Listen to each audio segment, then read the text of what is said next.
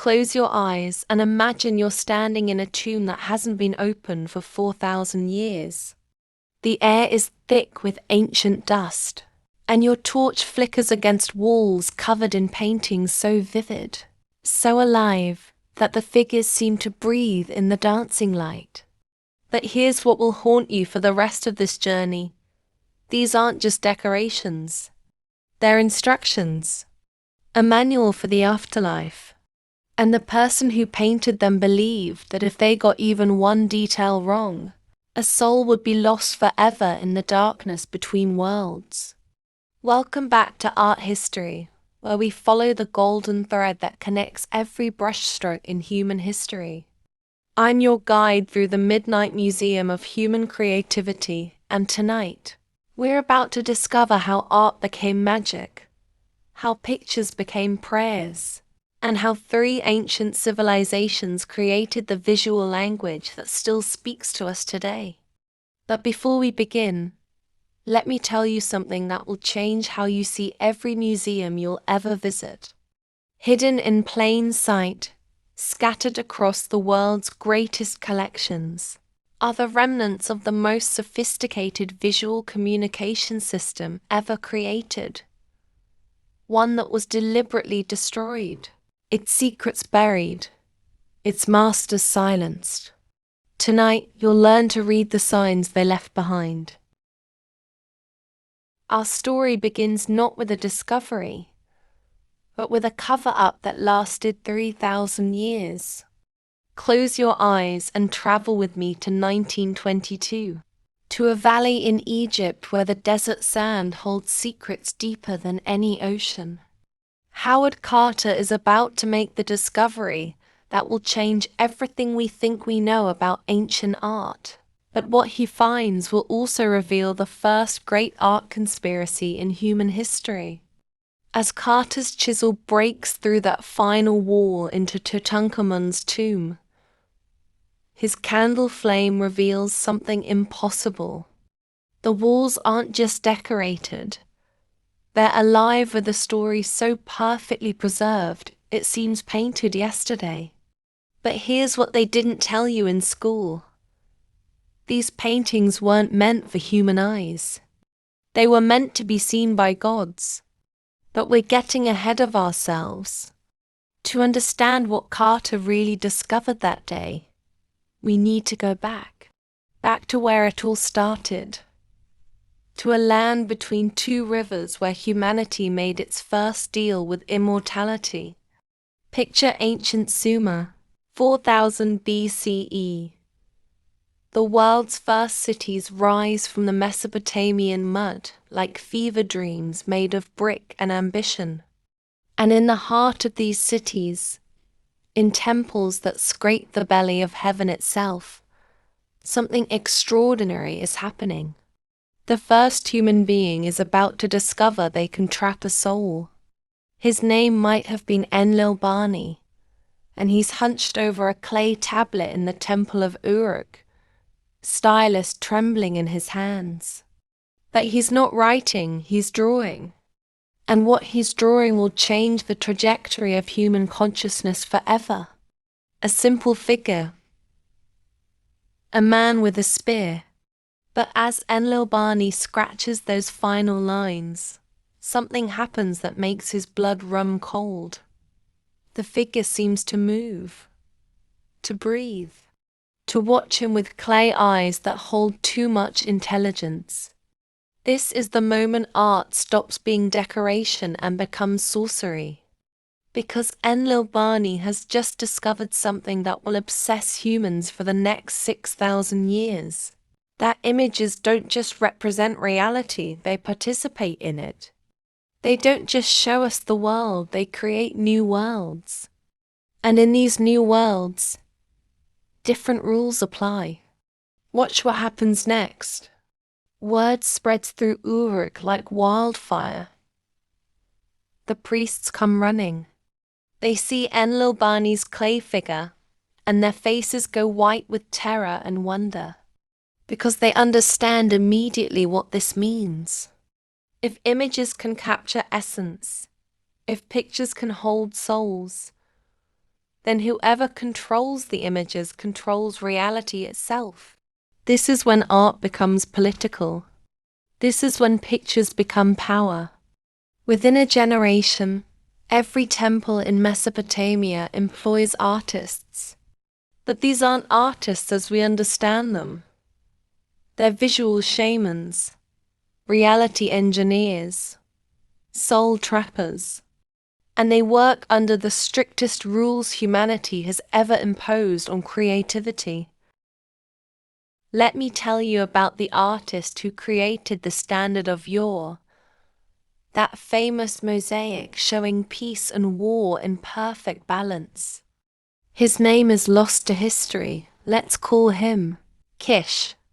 And Kish is about to learn that creating images for kings is the most dangerous job in the ancient world. Kish receives his commission in 2600 BCE. The king wants a celebration of his victory over a neighboring city. Simple enough. But as Kish begins to work, he realizes something that makes his hands shake. He wasn't at the battle. Nobody will tell him what actually happened. The few soldiers who survived won't look him in the eye. Slowly, horribly, Kish begins to understand. There was no victory. The battle was a massacre. His king's army was slaughtered, and now the king wants Kish to create a lie so beautiful, so convincing that even the survivors will begin to doubt their own memories. This is the moment Kish faces the fundamental choice that will haunt every artist for the next 4,000 years. Paint the truth and die, or paint lies and live to create again. Kish chooses survival. He creates the standard of war exactly as commanded, rows of perfect soldiers, orderly processions, a king triumphant and wise. Every figure faces the same direction. Every expression shows the same confidence. Every gesture radiates the same power. But Kish is smarter than his king realizes. Hidden in the mosaic, visible only to those who know how to look, Kish plants clues. A soldier's eyes look the wrong way. A servant's hand makes a gesture that means sorrow in the old language. A tiny figure in the corner, so small you'd never notice unless you were searching, bears the face of the king's enemy, alive and smiling. Kish has created the world's first propaganda and the world's first act of artistic resistance. The standard of yore survives to this day, housed in the British Museum, where millions of visitors see it as a celebration of ancient power. But now you know the truth. You're looking at the first visual lie ever created, and the first secret message hidden in plain sight. This pattern official lies with hidden truths becomes the template for all art in the ancient world. Artists learn to speak in code, to hide rebellion in decoration, to plant seeds of truth in gardens of propaganda. But why am I telling you this? Because what happened to Kish happens to every artist under authoritarian power. The choice between truth and survival, between integrity and breathing, between art as revelation and art as weapon. And here's what keeps me awake at night. That choice hasn't disappeared. It's still being made, in studios and newsrooms and digital spaces around the world. The tools have changed, but the fundamental question remains. Whose version of reality will survive?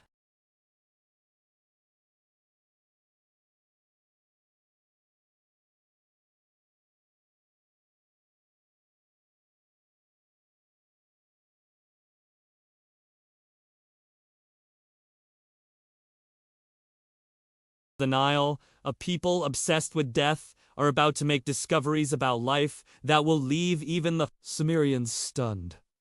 The Egyptians have been watching. They've seen what the Mesopotamians can do with clay and stone. But the Egyptians are about to take visual magic to a level that will make gods tremble. They're about to learn how to paint doors between worlds. Step with me into the workshop of Hesiod, chief physician and architect to Pharaoh Djoser, in the year 2650 BCE. But Hesiod has a secret job one that doesn't appear on any official records. He's the keeper of the most dangerous knowledge in Egypt: how to paint a soul's path to immortality.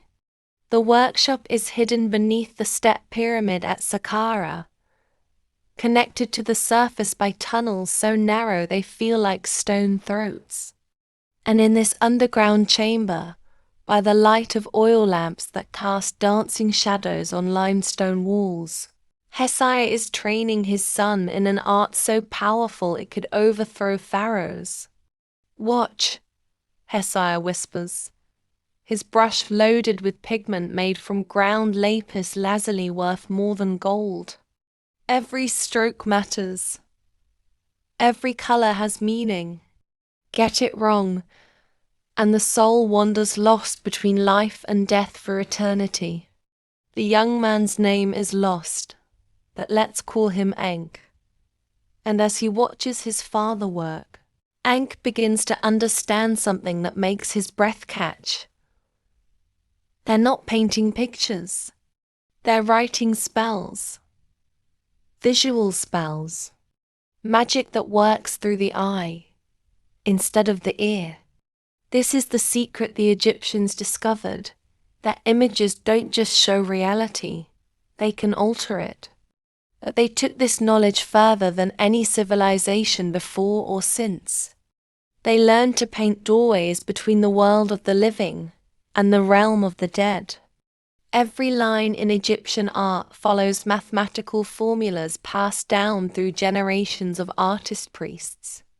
The proportion of a face, the angle of a hand, the exact mixture of colors, all of it calculated to ensure that the painted figure can step out of the wall and into eternal life.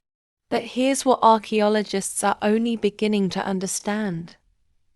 These weren't just religious beliefs.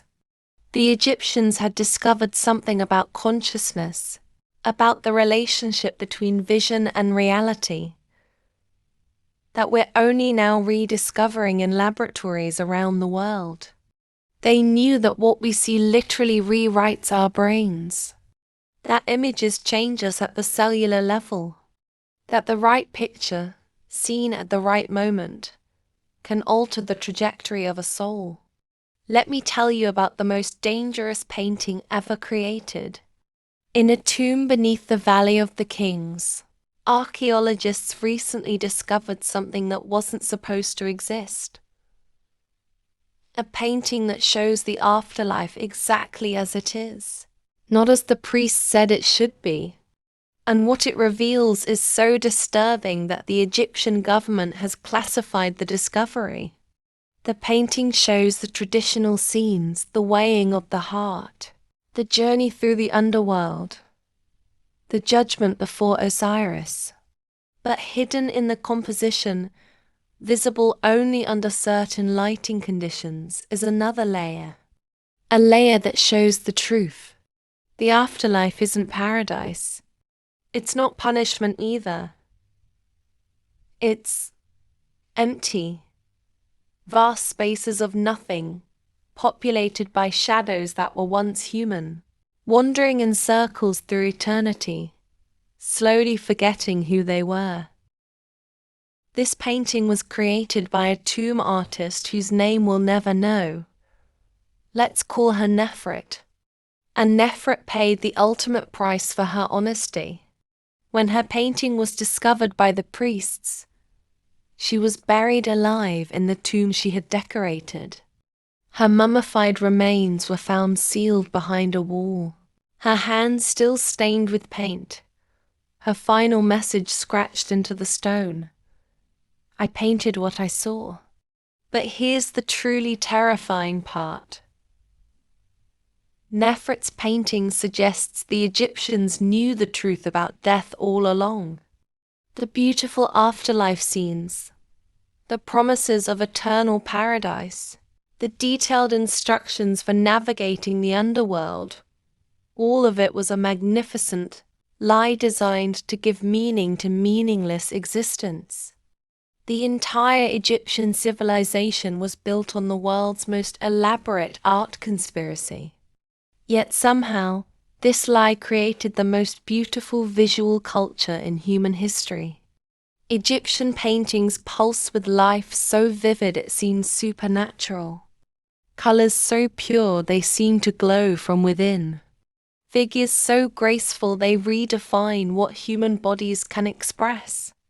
Walk through any Egyptian gallery today, and you'll feel it, that strange combination of peace and unease, beauty and terror, love and lies. You're looking at the most sophisticated propaganda machine ever created, designed to make death seem like a promotion. But not every Egyptian artist was content to paint lies. In 1350 BCE, something unprecedented happens.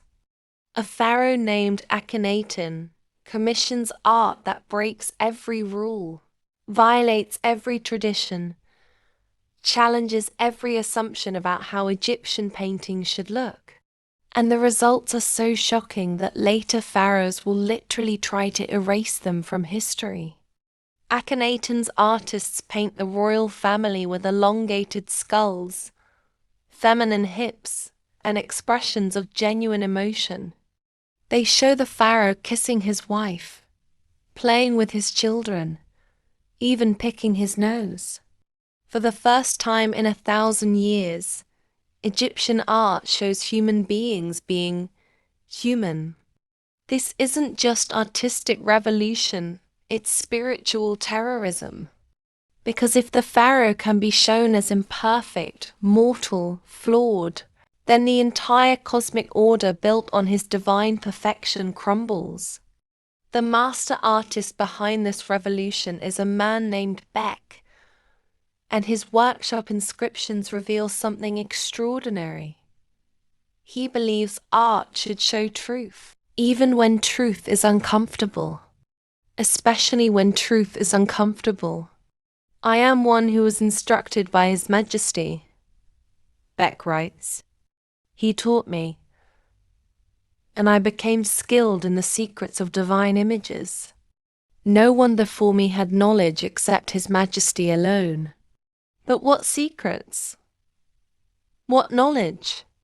Recent analysis of Akhenaten period art using advanced imaging techniques has revealed something archaeologists are calling the Amarna revelation. Hidden beneath the visible paint layers of sketches, corrections, and notes that suggest these artists were working from life, not from traditional templates. They were painting what they actually saw, not what they were supposed to see. And what they saw was revolutionary. That divine pharaohs looked exactly like ordinary humans, that perfect families had problems, that even gods cast shadows. This discovery lasted exactly 17 years. When Akhenaten died, the priests and nobles who had been terrified by artistic honesty struck back with unprecedented violence. They destroyed every statue, defaced every painting, and executed every artist associated with the Amarna experiment. Egyptian art returned to its traditional perfection, and the brief window of visual truth was sealed forever. Or was it?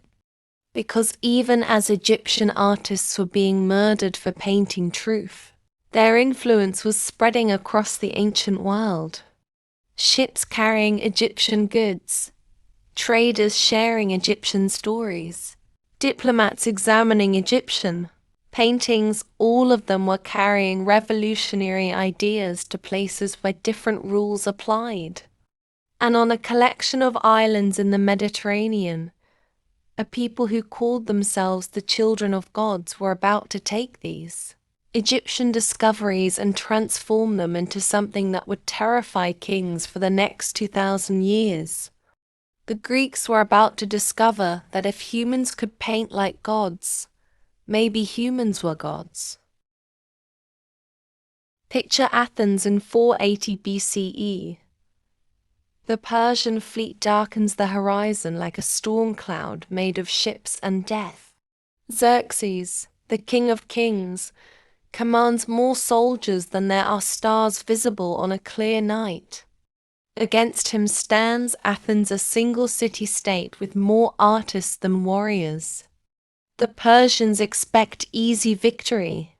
How could a handful of Greeks stand against the greatest empire the world has ever seen? But the Persians don't understand what they're really fighting. They're not just facing Greek soldiers, they're facing Greek ideas. Ideas that have been carved into marble, cast in bronze, and painted on pottery. Ideas so dangerous that their victory over Persia will reshape the world.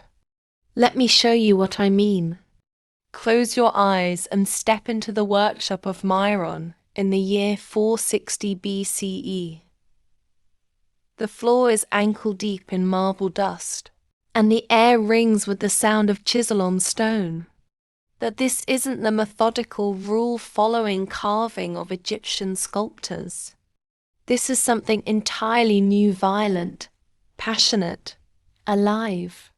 Myron is creating the discobolus, the discus thrower, and with every strike of his chisel, he's committing an act of revolution so radical that its shock waves will ripple through art for the next 2 millennia. Because Myron isn't carving a god pretending to be human. He isn't carving a king demanding worship. He's carving a young man in the middle of an athletic competition. And he's carving him exactly as he would look at that moment, muscles straining, face concentrated, body twisted in the precise instant before releasing the discus. This is the birth of the individual in art. This is the moment humans stop being symbols and start being people. But here's what makes this sculpture truly dangerous. Myron's discus thrower isn't just physically perfect. He's intellectually alive. You can see thought behind his eyes, decision in his posture, personality in the way he holds his body. This isn't a statue of an athlete. This is an athlete, frozen in time but somehow still moving. And that's terrifying if you're a king. Because for 4,000 years, art had taught people their place. Egyptian art showed humans as servants to gods. Mesopotamian art showed subjects bowing to rulers. But Greek art suggests that humans might not need gods or kings at all. Watch what happens next. As news of Myron's sculpture spreads through the Greek world, something unprecedented occurs. People begin to travel to Athens not to worship at temples or pay tribute to kings, but to look at art. Just to look. Just to see what human creativity can achieve. This is the birth of aesthetic pilgrimage. The beginning of the idea that beauty itself might be sacred. But the sculpture that truly changes everything comes from the workshop of Polykleitos around 450 BCE. He calls it the Doryphoros, the spear bear, but it might as well be called the end of divine authority in art. Picture the moment when Polykleitos first unveils his masterpiece. The crowd falls silent, not in awe of divine power, but in recognition of something more disturbing, themselves. Because the Doryphoros doesn't look like a god trying to be human. It looks like a human who might be a god. This is the sculpture that codifies what Greeks call the canon, the perfect. mathematical relationships that define ideal human beauty. But here's what makes Polykleitos' canon revolutionary. It's not based on divine revelation or kingly decree. It's based on observation, on measuring actual human bodies and finding the mathematics of beauty hidden in flesh and bone. This is science applied to art. This is the birth of the idea that perfection isn't something handed down from heaven. It's something humans can discover, understand, and create for themselves. And that idea is about to get Polykleitos killed. Because when word of the Dorophoros reaches the Persian court, Xerxes understands immediately what he's looking at. This isn't just a sculpture, it's a declaration of war. It's the visual statement that Greeks consider themselves equal to gods, and by extension, superior to kings. The order goes out: destroy Greek art, kill Greek artists, eliminate this dangerous idea that humans can create their own standards of perfection, that the Greeks have learned something the Persians haven't. You can kill artists, but you can't kill ideas that have been carved in stone. When the Persian army finally retreats, defeated not just by Greek strategy, but by Greek self-confidence, the revolution in art accelerates. Greek sculptors push beyond perfection into something even more dangerous: psychology. Enter Praxiteles, working in Athens around 350 BCE. And Praxiteles is about to commit the most scandalous act in the history of sculpture. He's going to carve a nude goddess who looks like she's thinking about sex. The Aphrodite of Knidos caused riots when it was first displayed. Not because it was pornographic, the Greeks weren't prudish about nudity, but because Praxiteles had carved a goddess who looked like she had an inner life, who seemed to be contemplating desires and pleasures that had nothing to do with divine duty. This is the moment gods become human in art. The moment divine figures start looking like they have secrets, desires, personalities that exist independent of their mythological roles. People traveled from across the Mediterranean just to see Praxiteles' Aphrodite.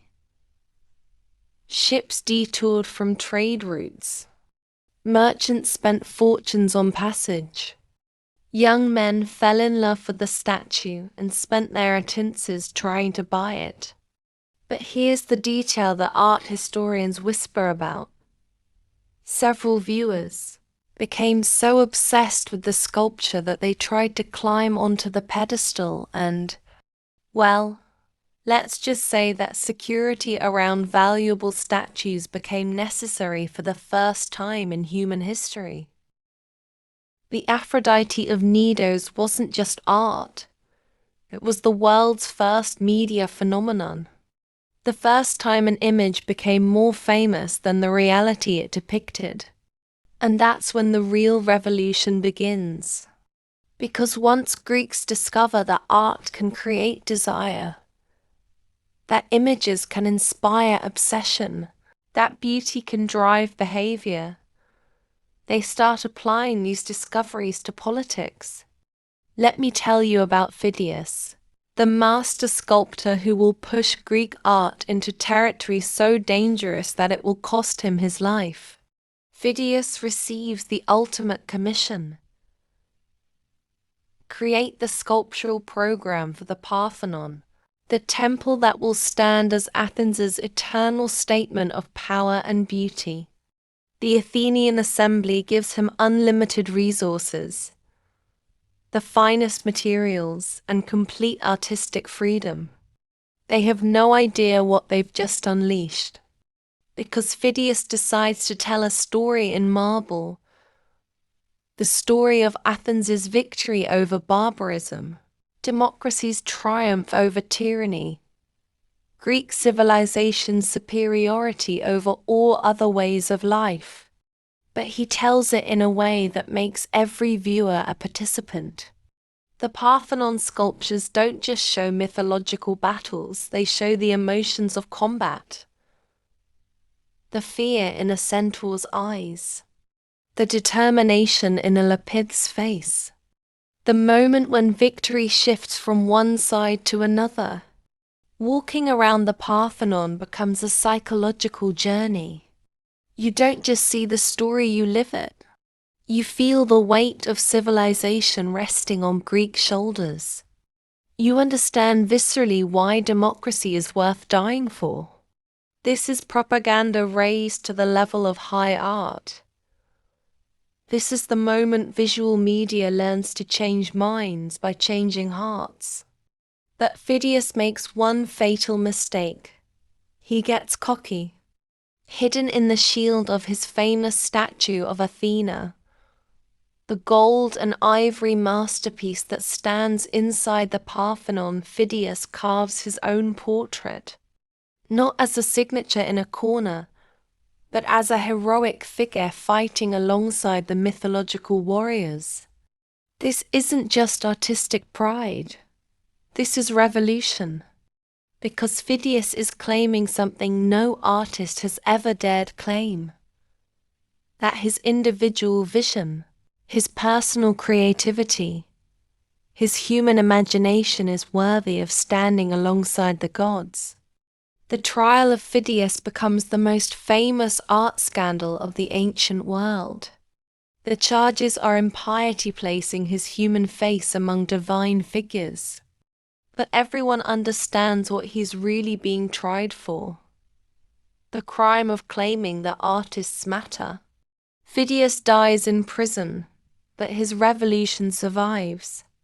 Greek artists begin signing their work, claiming credit for their visions, asserting their right to individual expression. This is the birth of the artist as cultural hero. The beginning of the idea that creativity itself might be divine. But revolutions have consequences. And as Greek influence spreads across Alexander's empire, carrying these dangerous ideas about human dignity and individual worth into every corner of the known world, a new question emerges. Picture this scene. It's 44 BCE, and Julius Caesar lies bleeding on the Senate floor. With his last breath, he looks up at a fresco painted on the ceiling above, a scene of gods and heroes locked in eternal battle. And in that moment, Caesar realizes something that chills his dying heart. The painting is a lie. There are no gods watching, no heroes coming to save him, just human beings making human choices, living and dying by human rules. This is the moment Rome discovers the ultimate truth about art. It's not a window to reality, it's a mirror of power. And whoever controls the mirror controls the world. Welcome to the Roman Empire, where art will reach heights of technical perfection never achieved before or since, and where every beautiful thing hides a beautiful lie. But our story begins not in Rome, but in a workshop in Pompeii, on a morning in 79 CE, when the earth begins to tremble and an artist named Lucius makes a decision that will preserve the most honest art in ancient history. Lucius has been commissioned to paint the garden room in the Villa of Livia, one of those miraculous Roman frescoes that makes windowless walls disappear into paradise. He's been working for weeks, creating trees so real birds try to nest in them, flowers so vivid you can almost smell their perfume, skies so convincing you forget you're underground. But as Vesuvius begins its deadly dance on the horizon, something changes in Lucius. Maybe it's the approaching danger. Maybe it's the way the morning light makes his painted garden look more real than the actual garden outside. Or maybe it's something deeper, the realization that he spent his entire career creating beautiful illusions while life itself slips away unnoticed. Whatever the reason, Lucius does something unprecedented. He starts painting truth. In the final corner of the garden room, working with desperate speed as ash begins to fall like grey snow, Lucius paints something no Roman artist has ever dared. Imperfection. A flower with a bent stem. A bird with ruffled feathers. Shadows that fall at awkward angles. It's the most revolutionary act in Roman art. The decision to love the world exactly as it is. Lucius never finishes. Vesuvius erupts, and the pyroclastic flow that kills him also preserves his work in perfect detail. When archaeologists uncover his frescoes 18 centuries later, they find something that makes them weep. Brush strokes still wet with paint, colors as vivid as the day they were applied. And in that final corner, the ghost of an artistic breakthrough that could have changed the course of Western art. But I'm getting ahead of myself. To understand what Lucius was rebelling against, we need to go back to the beginning of Roman power, when Augustus Caesar looked at the scattered remnants of the Republic and made a decision that would shape art for the next 1,000 years. Augustus understood something that no ruler before him had grasped. That in an empire too vast for any one man to control physically, power becomes a matter of perception. And perception, he realized, could be engineered. Picture Augustus in his private study, surrounded by advisors, artists, and architects, planning the most ambitious propaganda campaign in human history. The goal isn't just to convince Romans that he's their rightful emperor. It's to convince them that he's literally divine. Every statue, every fresco, every coin, Augustus commands, must tell the same story, that Rome's golden age has arrived, and I am its architect. This is when Roman art stops being art and becomes mass media. But here's the genius of Augustus's plan. He doesn't just commission images of himself as a god. He commissions images of himself as the most perfect possible human, one who has earned divinity through virtue rather than birth. The Augustus of Prima Porta, created around 20 BCE, shows us exactly what imperial propaganda looks like when it's crafted by the greatest artists in history. The emperor stands in a pose borrowed from Greek sculpture, wearing armor decorated with cosmic symbols, extending his hand in a gesture that suggests both blessing and command. But look closer. Augustus was actually short, frail, and prone to illness. The historical record describes a man who needed help mounting horses, who suffered from chronic stomach problems, who dyed his thinning hair. The Augustus of Prima Porta is tall, muscular, confident, a fantasy of power made manifest in marble. This is the moment art learns to lie so beautifully that lies become more compelling than truth. And it works. Roman citizens who have never seen Augustus in person know exactly what he looks like, or rather, what he wants them to think he looks like. The statue is copied hundreds of times, distributed throughout the empire, establishing the visual template for imperial authority. But Augustus's greatest innovation isn't the lie itself, it's making the lie interactive. Roman art doesn't just show you imperial power. It makes you participate in it. Walk through a Roman forum, and you're not just observing art, you're being indoctrinated by it. Every statue looks down at you with confident authority. Every relief shows Roman virtues triumphing over barbarian chaos. Every architectural detail reinforces the same message: that Rome is eternal, that Romani order is natural law, that resistance is futile. This is the birth of environmental propaganda, the idea that if you surround people with consistent visual messages, you can literally reshape their understanding of reality. Let me tell you about the artist who perfected this technique. A man whose name appears on more surviving Roman artworks than any other, yet whose face we'll never know. His signature appears as Apollodorus Fecit.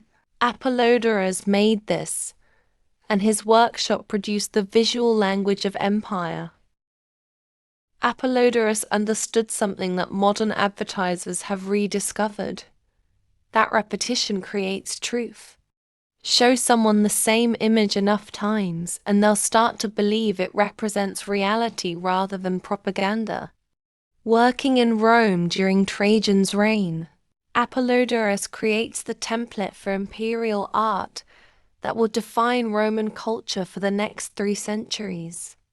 Strong-jawed emperors subduing exotic enemies, grateful provinces offering tribute to benevolent Rome, divine figures blessing Roman expansion. It's all lies. The historical record shows us emperors who were weak, campaigns that failed, provinces that rebelled constantly. But Apollodorus's art is so consistent, so beautifully crafted, so psychologically compelling that it overwrites historical memory. People begin to remember what they've seen in art rather than what actually happened. This is the moment visual media becomes more powerful than history. But here's what keeps me awake at night. Apollodorus knows he's creating lies. His private sketches, discovered in the ruins of his workshop, show the emperors as they really looked: aging, tired, human. His studies for battle scenes are based on Roman defeats, not victories. His drawings of grateful provinces show occupied peoples, not willing allies. Apollodorus was documenting truth while publicly creating fiction. And the psychological toll of this double life appears in his later work: subtle signs of rebellion, tiny acts of artistic resistance that only someone studying his complete output would notice. A figure's eyes that look slightly wrong, a hand gesture that carries a hidden meaning, a shadow that falls in an impossible direction. Apollodorus was hiding truth inside lies, hoping that someday someone would learn to read the code. But not every Roman artist was content to create beautiful propaganda. As the empire reaches its height under the Antonine emperors, a new generation of artists begins pushing against the boundaries of what Roman art can show. Enter Marcus Aurelius, not the philosopher emperor, but his court artist, a man who shares his name and perhaps his commitment to truth-telling. And this Marcus Aurelius is about to create the most psychologically complex portraits in ancient art. Working around 170 CE, the artist Marcus Aurelius develops a technique that art historians call imperial honesty. The radical idea that even emperors should be shown as real human beings rather than marble gods. His portrait busts of the philosopher emperor are revolutionary. They show wrinkles, Wiry lines, the weight of responsibility. For the first time in Roman art, power looks exhausting rather than exhilarating. This isn't just artistic innovation, it's political philosophy made visible. These portraits suggest that leadership is a burden, that authority comes with psychological costs, that even divine emperors suffer from human problems. But here's what makes these sculptures truly dangerous. They're beautiful. The artist Marcus Aurelius has learned to make vulnerability attractive, to turn weakness into a kind of strength, to suggest that authenticity might be more compelling than perfection. This discovery will echo through art for the next 2,000 years. The realization that flaws make us human, and humanity itself might be divine. Yet even as some Roman artists push toward honesty, the empire's propaganda machine grows ever more sophisticated. By the time of Constantine in the 4th century CE, Roman art has become a precisely calibrated system for manufacturing consent. Christian art, adapted to serve imperial purposes, combines the emotional power of religious belief with the visual techniques of Roman propaganda. The result is imagery so compelling that it will dominate Western culture for the next millennium. But empires built on illusions face a fundamental problem. Reality has a way of breaking through even the most beautiful lies. Picture Rome in 476 CE. The last Western emperor has been deposed. Barbarian armies camp in the ruins of the Forum, and in abandoned villas throughout the collapsing empire, Roman frescoes still gleam on crumbling walls, perfect illusions in an imperfect world. This is the moment when 4,000 years of artistic tradition reaches a crisis point. The systems that have governed art since the first Mesopotamian temple's royal patronage, religious authority, imperial propaganda are collapsing. What happens to art when there are no more kings to flatter, no more empires to glorify, no more gods to appease? The answer will transform human creativity in ways that even the Greeks couldn't imagine. Because in the ruins of the Roman world, a new kind of artist is emerging, one who serves neither king nor emperor, but something far more dangerous to established power. They serve truth itself, and they're about to go underground, literally and figuratively, carrying the golden thread of artistic tradition through the coming darkness. They'll hide revolutionary ideas in religious imagery, plant seeds of Renaissance in the soil of medieval faith, and prepare for an explosion of creativity that will reshape the world. The Dark Ages are coming, but they won't be dark at all. They'll be the quiet before the storm, the deep breath before art changes everything forever. Close your eyes and imagine your brother Thomas, a monk in a scriptorium in the year 800 CE.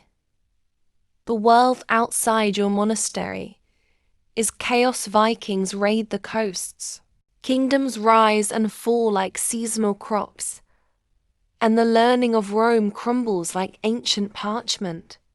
But in your hands rests something precious, a gospel that you're not just copying, but transforming. With each illuminated letter, each margin decoration, each miniature scene, you're preserving something more valuable than gold, the golden thread of artistic tradition that connects the cave painters of Lascaux to the masters who will someday build the Renaissance. You don't know it yet, but you're part of the most successful artistic conspiracy in human history. The plan is elegant in its simplicity. Hide revolutionary artistic techniques inside religious manuscripts. Preserve the secrets of perspective, anatomy, and emotional expression by disguising them as devotional imagery. keep the flame of classical learning alive by hiding it in plain sight. That Brother Thomas doesn't know he's part of a conspiracy. He thinks he's just making beautiful books for God. What he doesn't realize is that every stroke of his brush is an act of rebellion against a world that wants to forget everything Rome and Greece discovered about human potential. Because here's what they don't teach you in art history classes. The so-called Dark Ages weren't dark because people stopped making art. They were dark because people stopped admitting that human creativity could rival divine power. The church had learned something terrifying from the fall of Rome. That beautiful images could inspire dangerous ideas. That art celebrating human achievement could lead people to question divine authority. That once you show people they're capable of creating paradise on earth, they stop being satisfied with promises of paradise in heaven. So the official policy becomes clear. Art should glorify God, not man. Images should inspire humility, not pride. Creativity should serve faith, not challenge it. But artists are natural rebels. And the more you try to control them, the more creative they become at finding ways around your control. Watch what happens in Brother Thomas's scriptorium. Officially, he's illuminating the Gospel of Matthew. That hidden in the margin decorations, invisible unless you know how to look, Thomas is preserving everything the classical world discovered about painting living figures. That curling vine border? It's actually a lesson in botanical accuracy passed down from Roman garden frescoes. The angel announcing Christ's birth. His anatomy follows the same proportional rules Polykletos used for the Dorophyros. The background landscape? It uses atmospheric perspective techniques that won't officially be invented for another 600 years. Brother Thomas is running an underground art school disguised as a monastery. And he's not alone. Across medieval Europe, in scriptoriums from Ireland to Constantinople, monks and nuns are secretly preserving the technical innovations of classical art by hiding them inside Christian imagery. This is the most successful preservation effort in human history, and nobody realizes it's happening. Let me tell you about Sister Hildegard. Working in the convent of Rupertsberg around 1150 CE. Officially, she's creating illuminations for her mystical visions.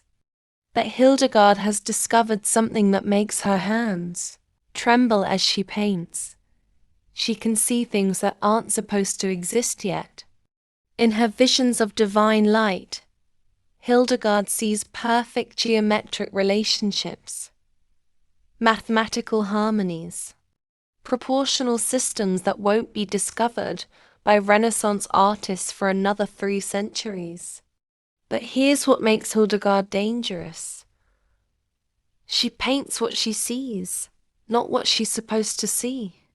Her illuminations explode with cosmic energy that makes Byzantine mosaics look tame. Figures that seem to move with life force. Colors that pulse with inner light.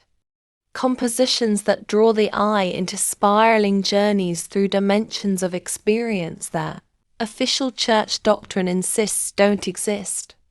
Hildegard is painting the universe as it really is, not as theologians say it should be. And what she discovers terrifies everyone who understands what they're looking at. Because Hildegard's visions suggest that the divine isn't separate from the natural world.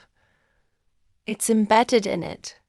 That God doesn't rule creation from a distance. God inhabits every particle, every relationship, every moment of beauty. This is mysticism that borders on heresy. Art that makes viewers question whether they need priests to encounter the divine. whether they need churches to find God, whether they need official doctrine to understand their own spiritual experiences. The church authorities investigate Hildegard multiple times. They demand explanations for imagery that seems too sophisticated, too emotionally powerful, too dangerously inspiring. But Hildegard has the perfect defense. She claims divine inspiration. How can you argue with someone who insists God told them to paint like that? This becomes the template for medieval artistic rebellion. Hide revolutionary techniques inside mystical experiences. Claim divine revelation for human innovation. Make your artistic breakthroughs look like religious visions. It's brilliant, and it works for centuries. But the real revolution is happening outside the scriptoriums, in the workshops of craftsmen whose names we'll never know, but whose vision will literally reshape the landscape of Europe. Picture the master mason who designed Chartres Cathedral, working around 1200 CE. His name is lost to history. Let's call him Guillaume. And Guillaume is about to solve an engineering problem that will transform how humans think about space, light, and the relationship between earth and heaven. For 1,000 years, church architecture has followed the same basic pattern. Thick walls, small windows, heavy roofs that seem to press down on the worshippers below. Churches built like fortresses, designed to make humans feel small and God feel distant. But Guillaume has been studying something forbidden: the architectural principles of classical Rome. Hidden in monastery libraries, preserved in fragmentary manuscripts, are the secrets of how Roman engineers created spaces that seem to defy gravity. Guillaume adapts these techniques to solve a purely practical problem: how to build churches that let in more light without collapsing under their own weight. The solution he discovers: the flying buttress, the pointed arch, the ribbed vault, creates something unprecedented. Architecture that seems to float. But Guillaume's innovations do more than solve engineering problems. They create a completely new psychological experience of the divine. Step inside Chartres Cathedral, and you're not just entering a building, you're entering a vision of heaven made manifest in stone and light. The walls seem to dissolve into colored radiance. The ceiling soars so high it disappears into mystery. The space itself becomes a prayer. This is architecture that doesn't just house religious experience, it creates it. And that's when Guillaume realizes something that makes him question everything he thinks he knows about God and art. He hasn't just built a church. He's built a machine for producing mystical experiences. The proportions of the nave, the angle of light through the windows, the acoustic properties of the stone, all of it, calculated to trigger specific emotional and spiritual responses in anyone who enters. Guillaume has discovered that architecture can alter consciousness, that space itself can be sacred, that human creativity can literally manufacture encounters with the divine. This is the most dangerous discovery in medieval art, that beauty doesn't just reflect God, it participates in God. That when humans create something truly beautiful, they're not just honoring the divine, they're channeling it. But Guillaume's greatest innovation isn't architectural, it's social. Because Gothic cathedrals require something unprecedented: collaboration between hundreds of craftsmen, each contributing their specialized knowledge to a shared vision. For the first time since the fall of Rome, artists are working as equals rather than servants. Stone carvers, glass painters, metalworkers, wood sculptors, all of them bringing their individual skills to a collective masterpiece. This is the birth of the artistic community, the beginning of the idea that creativity flourishes through collaboration rather than competition. And in these cathedral workshops, something extraordinary begins to happen. Artists start signing their work again. Not prominently, the church still insists on humility, but hidden in carved details, embedded in glass patterns, tucked into architectural moldings, the names of medieval artists begin to reappear. Villar made this. Pierre carved these stones. Marie painted this glass. It's the return of artistic identity, the resurrection of the idea that individual vision matters. But the most revolutionary innovation happens in the stained glass workshops, where artists are pushing the boundaries of what images can do in ways that will make even Roman propagandists envious. Let me tell you about the glazier who created the windows of Sainte-Chapelle around 1245 CE. His name might have been Robert, and he's about to discover something that will transform how images communicate emotion. Robert has been commissioned to create windows telling the story of salvation, from Genesis to Revelation. Standard stuff. But as he works with the new techniques of glass painting, layering colors, creating subtle gradations, capturing expressions that seem to change as light conditions shift, Robert realizes something extraordinary. He's not just illustrating stories, he's creating emotional experiences that bypass rational thought and speak directly to the soul. Stand in Sainte-Chapelle when afternoon light streams through Robert's windows, and you don't just see biblical narratives, you feel them. The terror of the flood, the hope of the resurrection, the joy of paradise. This is art that works on viewers at a subconscious level. Images that create feelings before they convey information.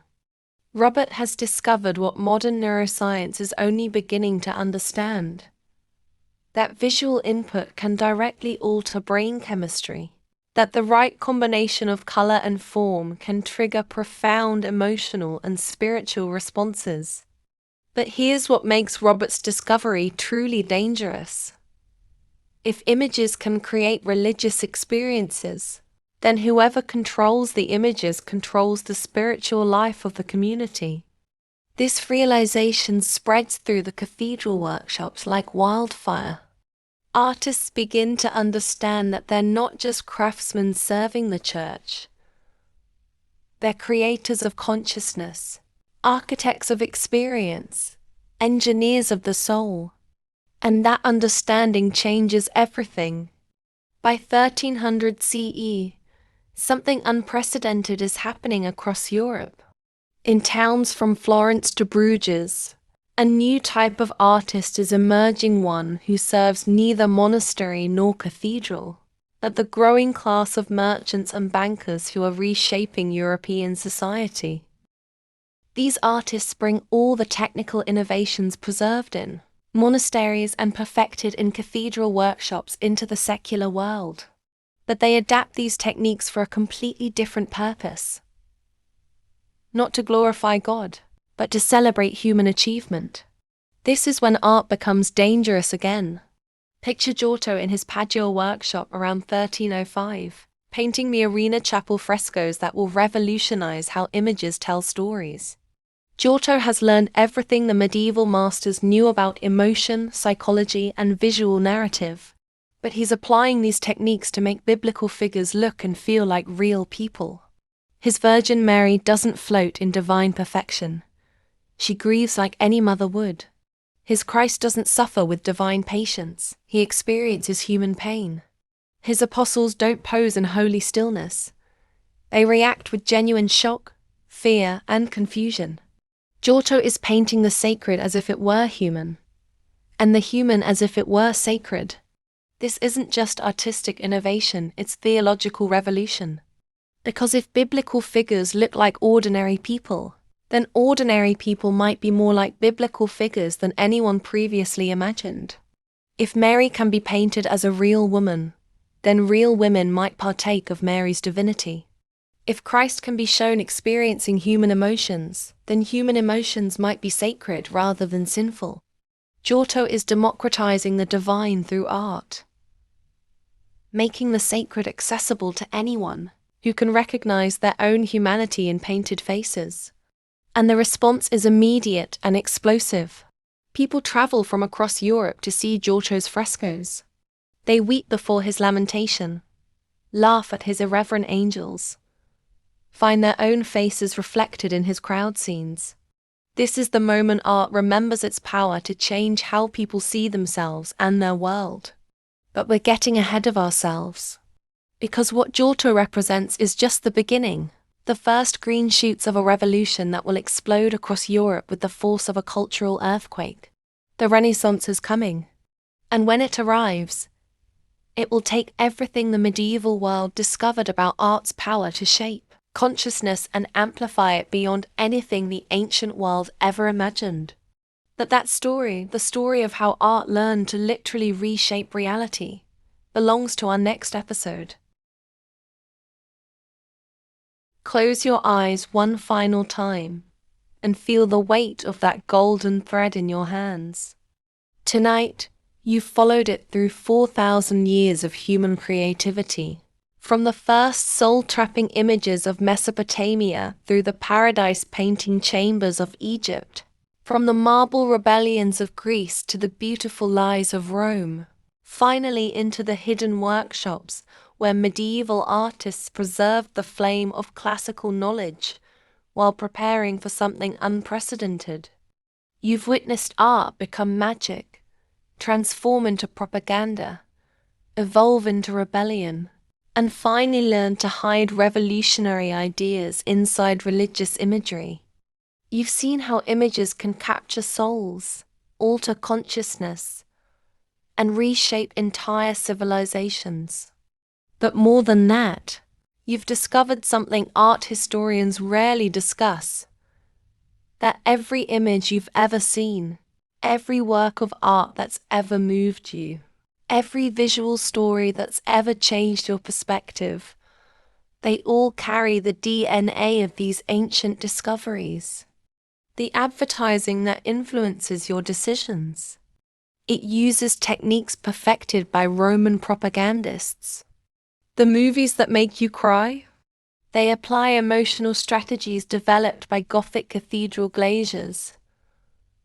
The social media images that shape your worldview. They deploy psychological insights first discovered by Mesopotamian soul trappers. The golden thread doesn't just connect past to present. It explains why visual culture has such terrifying power over human consciousness. That our journey through art's hidden history has only just begun. Because everything we've discovered tonight, every technique, every innovation, every revolutionary idea is about to explode in the most dramatic transformation of human creativity the world has ever seen. In our next episode, we'll witness the moment when medieval artists finally emerge from the shadows to reclaim their individual voices. We'll discover how the Black Death paradoxically triggered history's greatest artistic flowering. We'll uncover the secret techniques that allowed Renaissance masters to paint reality so convincingly that viewers forgot they were looking at paint on canvas. And we'll reveal the shocking truth about the Renaissance that art history textbooks don't want you to know. That it wasn't just a rediscovery of classical techniques. It was the birth of visual media as we know it today. We'll meet artists who learned to paint light itself, who discovered how to make flat surfaces appear three-dimensional, who developed the psychological techniques that modern filmmakers still use to manipulate emotions.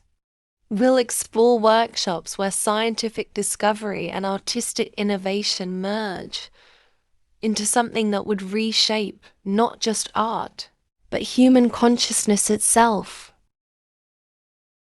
Most disturbing of all, we'll uncover evidence that Renaissance artists knew something about the relationship between images and reality that we're only beginning to understand, and that this knowledge was deliberately suppressed by forces that understood its revolutionary potential.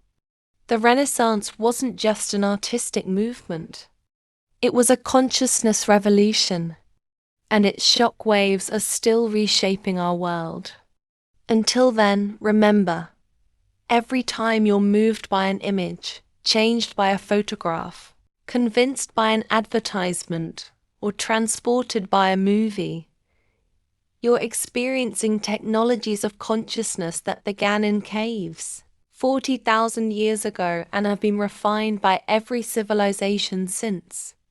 You are the inheritor of humanity's greatest discovery, that we can create realities more compelling than reality itself. Sweet dreams, and I'll see you in the workshops of Florence, where our next chapter begins with a single question that will change everything. What happens when artists stop serving power and start claiming it for themselves?